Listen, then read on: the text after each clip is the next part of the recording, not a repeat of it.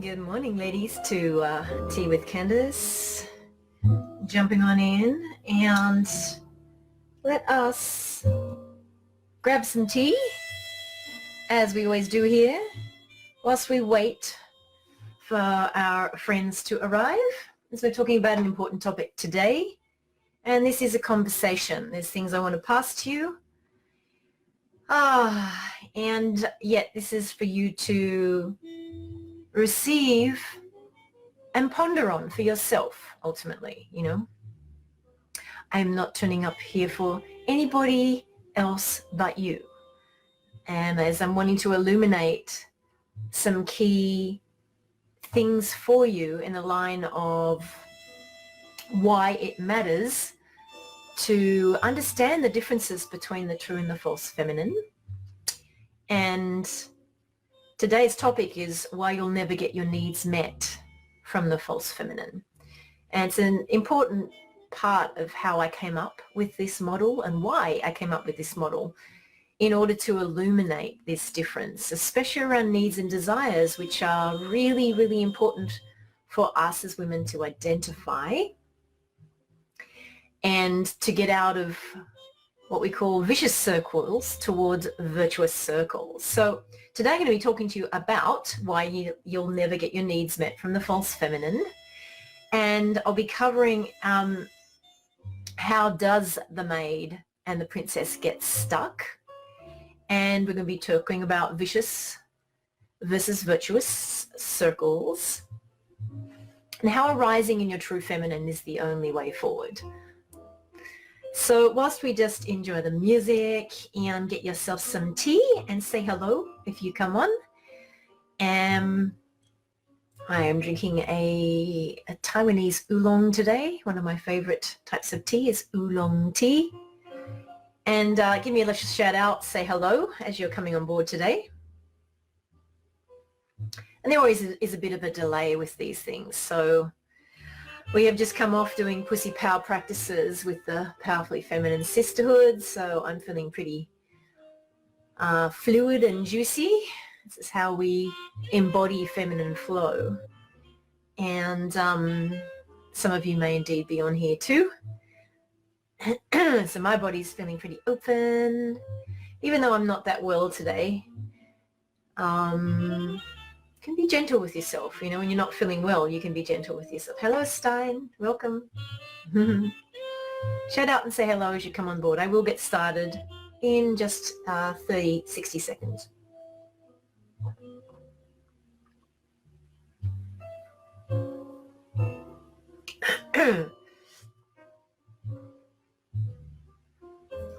Can see Catherine on board too. Say hello as you're coming on. And let's just let the music cruise and soothe us. Soothe and cruise, cruise and soothe. Good. So I'm going to get started here, lovelies. So look, one of the main reasons why this model, hi Catherine, is so important in terms of you starting to really recognize and differentiate false and true feminine traits. And I go into this in a lot greater depth in my free training, which it's linked here. Please jump on the free training. One of the main things that happens in the false feminine is our needs are not met. And when our needs and desires are not met, you will end up overwhelmed and exhausted, and you are heading on an inevitable pathway to burning out. And so I have an entire free training on that. I invite you to click on the link in the description box and jump on into the free training. In the meantime, essentially, the false feminine is a world of what I call negative desires. Negative desires is that of a lot of conscious or unconscious, usually unconscious, I don't wants inside of the false feminine. So negative desires look like, I don't want X to be happening anymore. I don't like the situation I'm in. I don't like my job. I don't like the way I'm being treated by my partner. I don't want to be touched in this way. Okay? I don't want, I don't like, is the sentence stem that effectively is playing in your consciousness when you're in negative desires.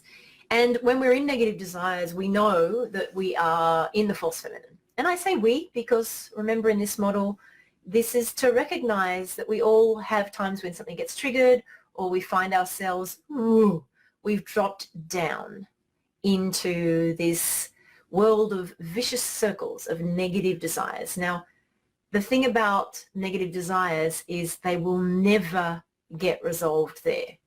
They never get resolved from that orientation of your consciousness. As they say, where focus goes, energy flows. So the problem with being in negative desire is that you're just going to get more of what you don't want. It's this really bizarre thing of consciousness that I've just noticed in myself and everybody that I've worked with over 20 odd years in therapy and meditation and transformation work is if we keep in that world or that realm of I don't want, you'll just keep getting more of the same. Now, an important distinction here is whilst they are unconscious, unearthed, unspoken, unshared, unprocessed, that's what makes you stick there. That's what keeps you in the vicious circles, right? Therein lies the problem. Not that there's an issue with having negative desires.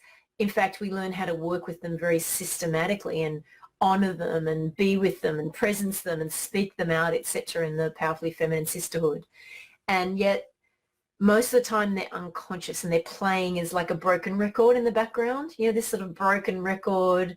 Oh, here again. Oh, I've ended up in the same relationship again. Different person, different face, but it's the same story, right?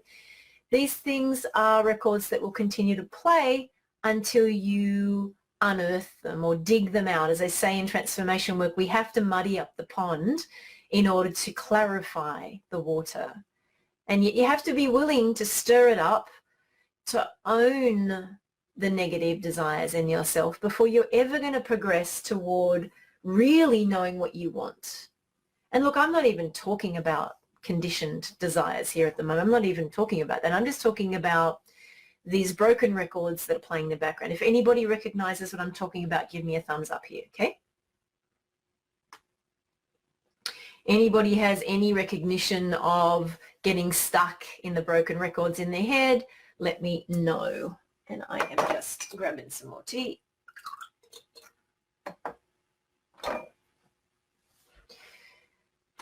We all do, okay? So one thing that we need to do in sisterhood is we need to be honest with ourselves, and we also need to start to own what's called the victim level of ourselves. Because when we're in the false feminine, we are in the victim, okay? The maid is the victim that's more obvious. She feels outside of the world. She doesn't feel like there's any place for her. She can't see a way out. And then the princess is what's called a rabid victim, in that she tries to fight against and fight for what she wants, but she's still like that crab in a bucket trying to get out of the bucket, but she keeps slipping down, keeps slipping down, keeps slipping down. She really is railing against herself internally, but she does project it externally a lot, okay? And neither of these come to resolution, okay?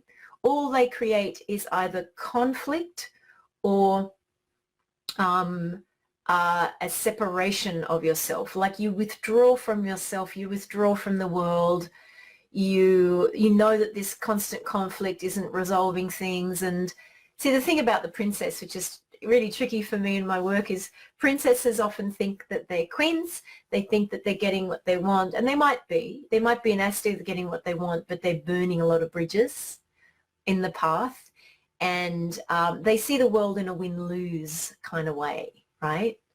Whereas the thing is, in the true feminine, there's no lose.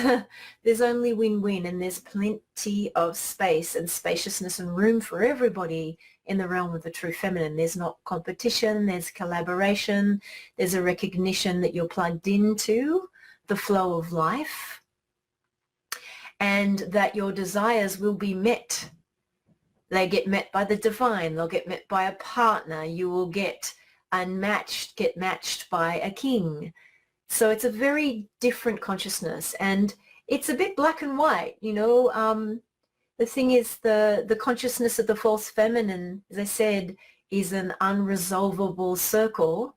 Whereas when you start to step into the true feminine, you start to get into what are called virtuous circles, where, you know, things get better and better. And the more you're there, the more you're attracting what you want. And the more you're clear on what you desire, the more comfortable you get with communicating it and receiving it. Can you see the difference? So let's just check in with you. Stein says, yes, she recognizes the false feminine traits. So Stein, just because you're the only one that said that just means you're the only one being honest at the moment. And so this is why I created this model. It's for the sake of us being able to be real with ourselves. And there's a funny thing, you know, my spiritual teacher finally realized after 20 odd years of working with us that he said, you know, I've realized that it's much easier for you guys to see negative things in other people and see problems and issues in others. So it's fine. Just recognize, wow, that person's really in the false feminine, isn't she? Look at that response she had. She's fighting against me. She really doesn't believe her desires. She doesn't know her desires. She feels like she has to fight for them. And that's the first phase. So it's totally okay to see this in other people first. Sometimes more easy. And my add-on to that, and you might not be ready for this, but if you are, is once you do that, I noticed in myself before my teacher even brought that up, that, wow, when I really react to how somebody else is behaving, it's probably because that's inside of me, and it makes me very uncomfortable and unwilling to admit it yet. Or, you know, in starting to recognize it, okay, maybe that's inside of me. Maybe that behavior I do too. Maybe that's actually more about me than them. Okay. Good. So at this point, do you have any questions, my dears?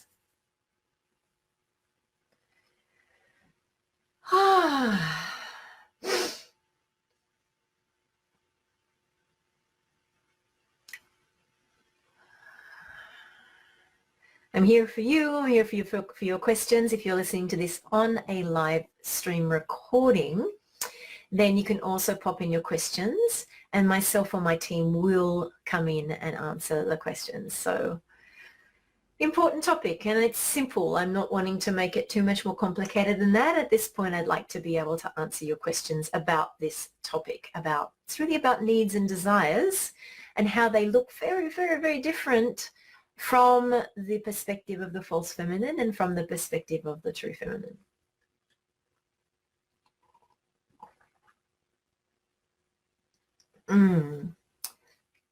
Loving my tea.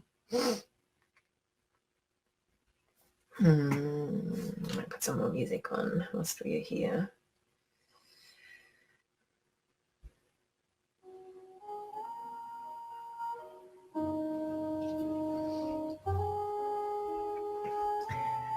We do get a delay. It's quite a long delay on these live streams. So I'm just going to sit here and see if there's questions coming. Here they come. Okay.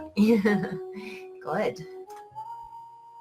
And Andela, hello, welcome. Sometimes I wonder,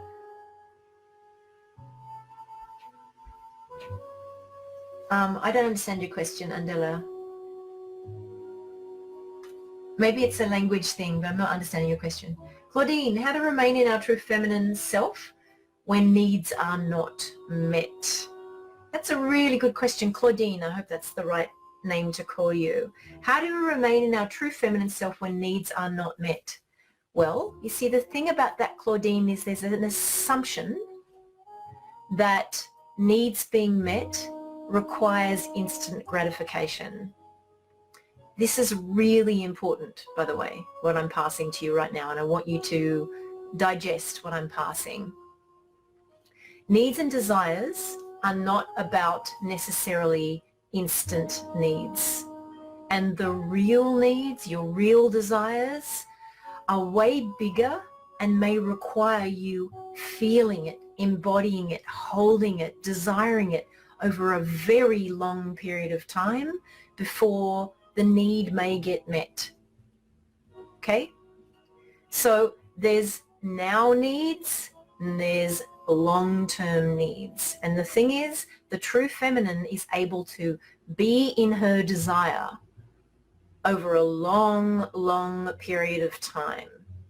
Not just waiting, sitting, waiting, not talking, not communicating, not asking for it, but holding these big needs and big desires across time, okay? This is important. Desire is not just about sensuality or sexuality. Desire is about everything you want. Everything you want and desire. As Napoleon Hill says, the starting point of all achievement is desire. It's the starting point, but it's also the engine that propels you toward getting what you want, achieving what you want. This is what we call desire setting in the Powerfully Feminine intensive work, okay? We do desire setting, which is different than goal setting. It's very different for a woman in a woman's body, very, very different. So I wanted to pass that to you because a desire for, I'm hungry right now, I need a sandwich, can somebody help me get my needs met, is more of an instant need. And it's very human, it's okay. In Maslow's hierarchy of needs, that's a survival need. You need to breathe, right? If I was to suffocate you right now, you would need to breathe. It would be the only thing that you desire, right? And then you need to eat, and then you need to, see, there's things that are more lower level or daily need desires, and then there's the big things. So look, that's, I wanted to pass that to you. It's an important distinction. Hello, Mariori.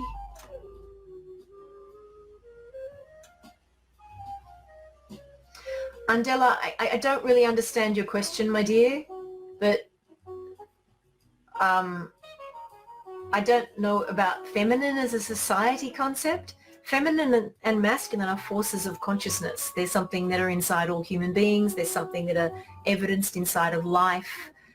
They are spoken about in every single spiritual tradition. Feminine and masculine are the core essence of duality, of what we experience as human beings. And so my work is for women that find themselves overly masculine, overly in masculine consciousness, and want to be more in feminine consciousness. I'm just about to put up a YouTube video, hopefully this Sunday, about the core differences between masculine and feminine consciousness. I encourage you to go there and watch that. Go to my YouTube channel. I'll put a link here too. I've got 150 videos, many of which talk about masculine-feminine distinction. And then I talk about true and false feminine distinction, which is my model, something I've created. Okay?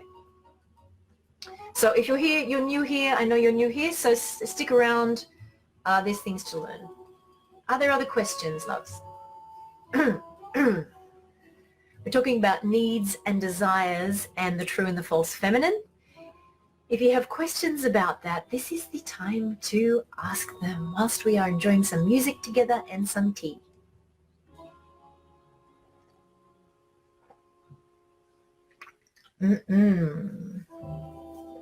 I love engaging you with questions. If I come here live, it's in order to engage you live. So please engage.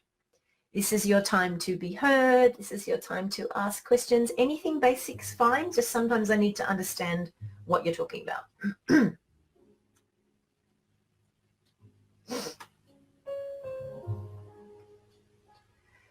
Questions, lovelies.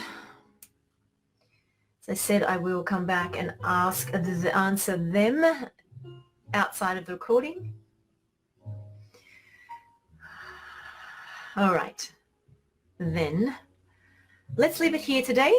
Sending much love from my heart to yours. I will come back and I will answer your questions in the recording. And as I say in my YouTube channel, remember, when you have the courage to go out there and shine, you give others permission to do the same. So let's go out there and shine this week, and comment below about these ahas, about this distinction between true and false feminine, and negative and positive desires. Much love to you, and I'll talk to you soon.